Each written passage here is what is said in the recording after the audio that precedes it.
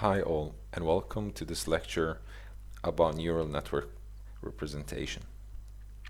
So let's start by drawing a simple neural network with one layer. So these are our input features. They're connected to 4 neurons in our case. It's fully connected, so all neurons are connected to the input features. It's connected to a single output neuron. So this neural network is called a 2 neural network. It's not a 3 because the inputs are not considered a hidden layer. They're called the input layer and they're not counted. So this is our input layer. This is our first hidden layer and our only layer in this example. And this is our output layer. Okay, so if you remember from the previous lecture and programming exercise, inside this neuron is 2 things. So it's split into half.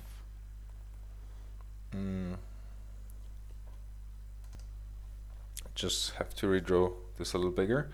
So inside the neuron, it was the weight transposed to get it in the right dimensional shape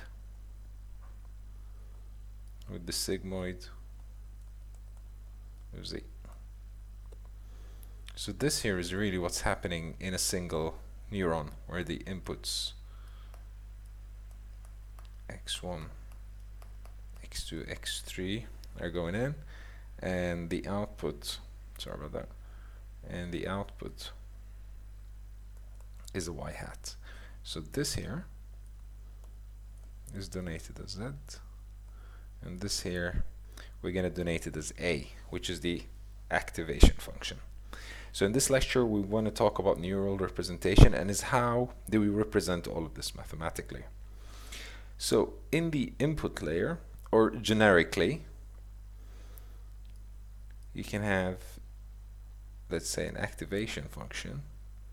You can have a value up here, and then I, and then N. And basically,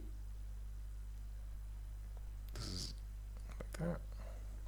And this is the ith example. So whether this is example 1 or 2 or 3, this is the layer number.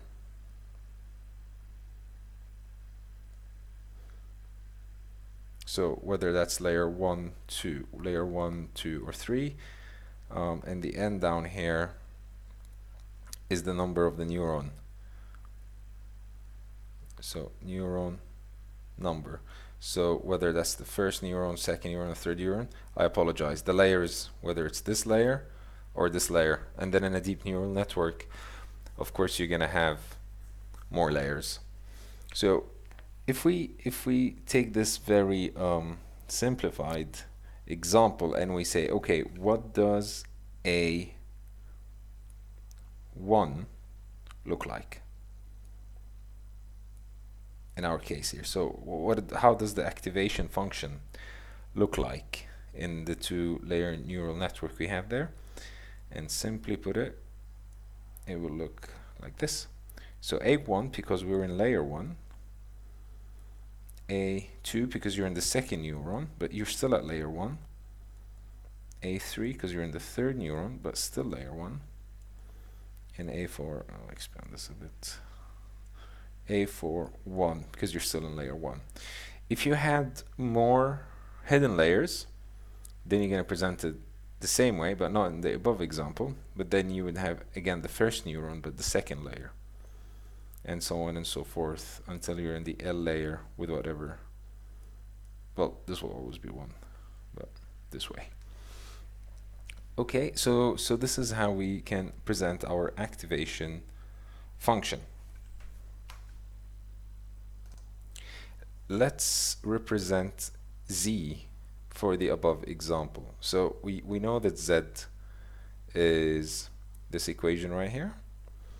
And then if we're going to write it for the following example, that would be W. And down here, how many neurons does this W has in the hidden layer? That's 4. And how many is it coming from the previous layer? That's 3. I'll show you in a minute how I calculated this. So let's not forget the T. And X has 3 with 1, it's a column vector, plus B, that's 4, and again a column vector. So this is the value for Z1. And Z1 is this layer here. Now, why is this important to understand? This will be important to understand so you know which matrix, what are the dimensions of the matrix that you need in order to do your calculations correctly. So more generally with W, so for any value, value of WL,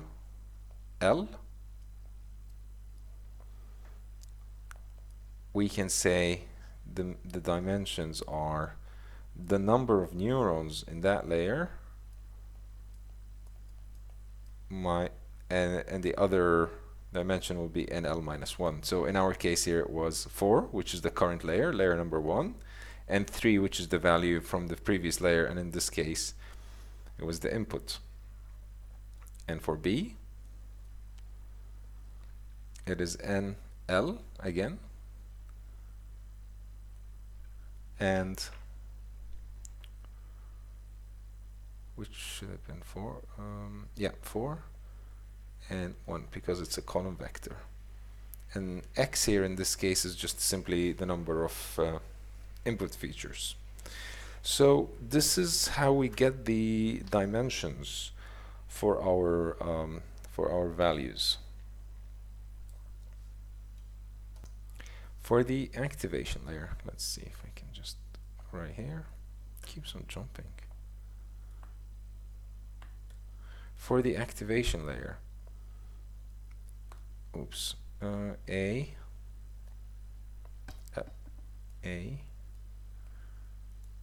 L, we will represent it as G, L of C, sorry about that. So the ZL value we have already collected here, so we can just simply say this is here, and GL is the type of activation function you use, whether it's a sigmoid or 10H or a ReLU or a leaky ReLU.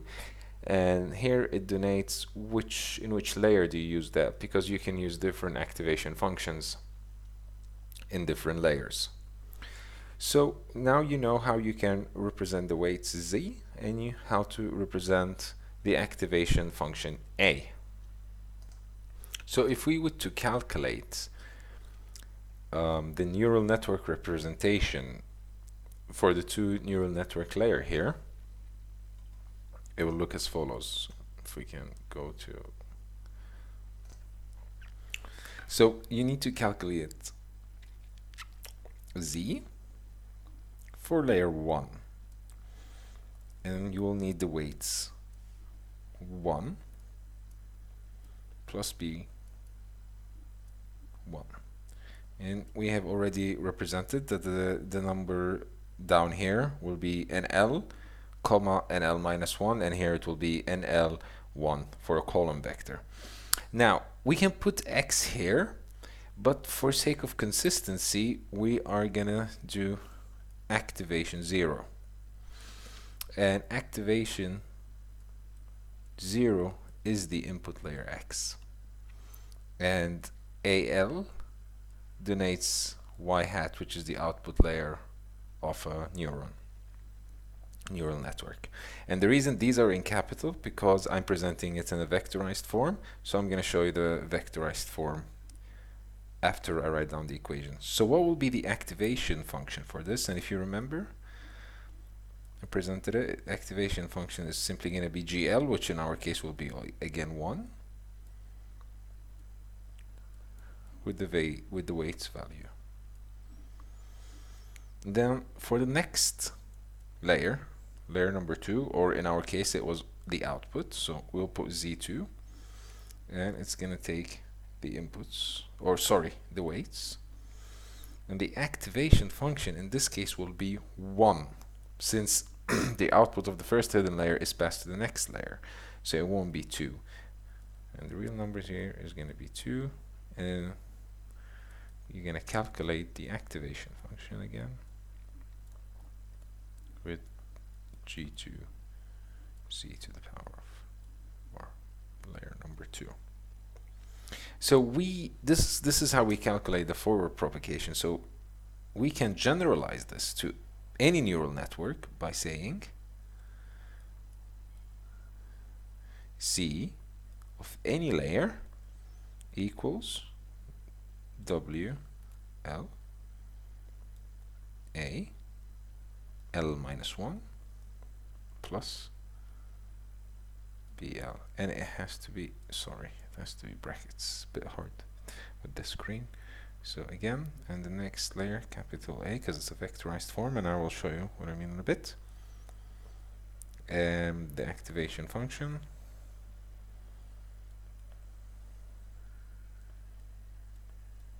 and ZL. So we can generalize it to 2 neural network, to a 10 hidden layer, to a 20 hidden layer. This is the general equation for the forward propagation. So what do I mean when I say vectorized form? So we use capital letters to denote vectorized form. So in case of X, so we want to use X. Let's say let's say for our input examples,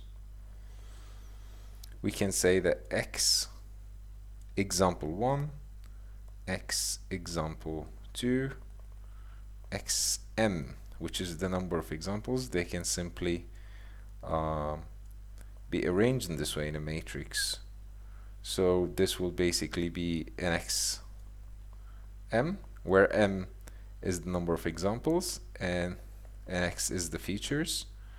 So it'll be here, and M is here, which is the number of examples. What about the rest of the values? We can do something similar to Z. So Z for layer 1 for the first example. Next, Z for layer 2 for the second example. Sorry, the first layer again. Z first layer of the M example. So it looks like that.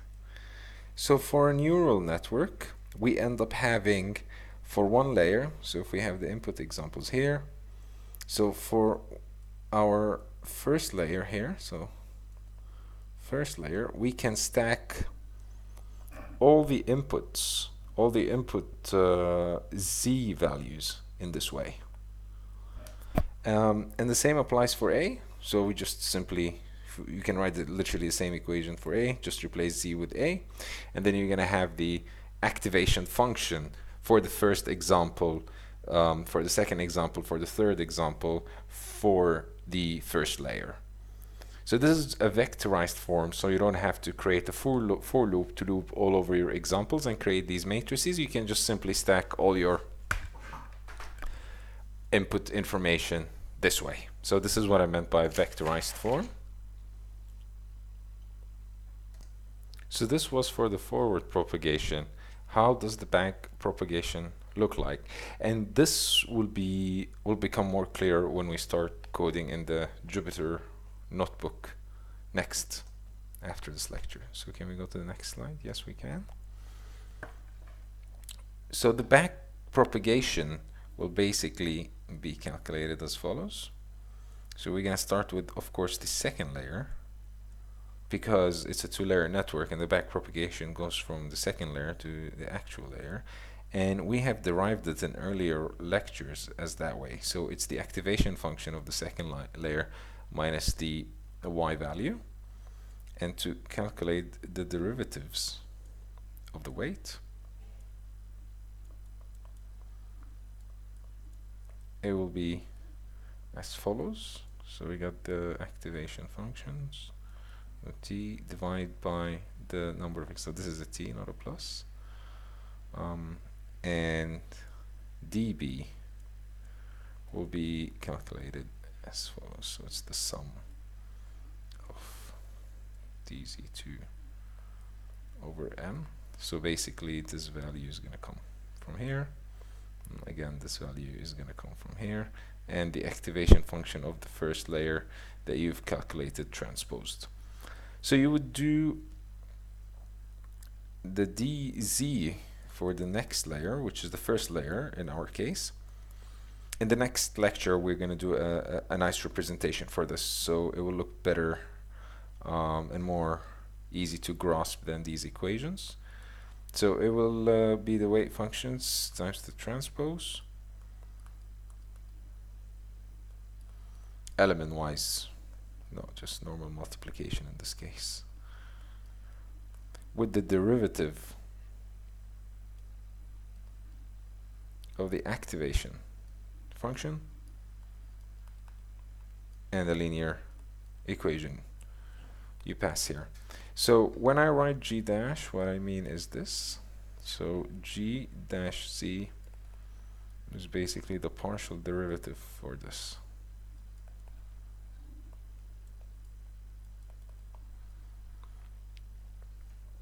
So this is how the back propagation will look like. We can continue for dw1, or the partial derivative for weight 1, and the partial derivative for the real number, and the equations will look the same, just the values here, you'll change the layer number, of course, so it represents the first layer. When we start coding, it will be important to note that we shouldn't be initializing w with any with zeros. In the earlier lecture we said we will do that, but we shouldn't do that because then it will simply be a linear function. So we will just initialize it with a random number using the function np random.rand, which is a built-in function in the numpy array. But we can initialize b with 0, so that's okay.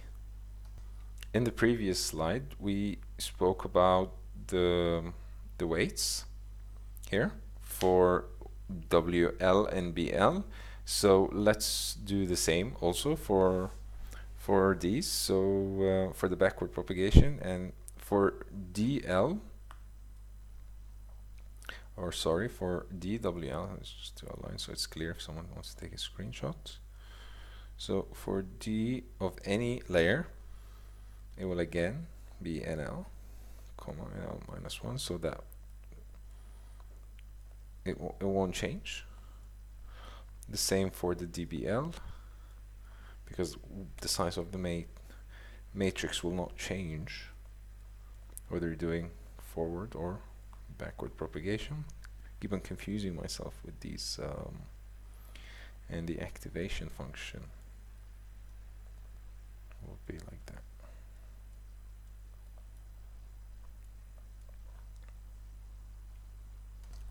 In the next lecture, I would like to talk about the graphical representation of these equations.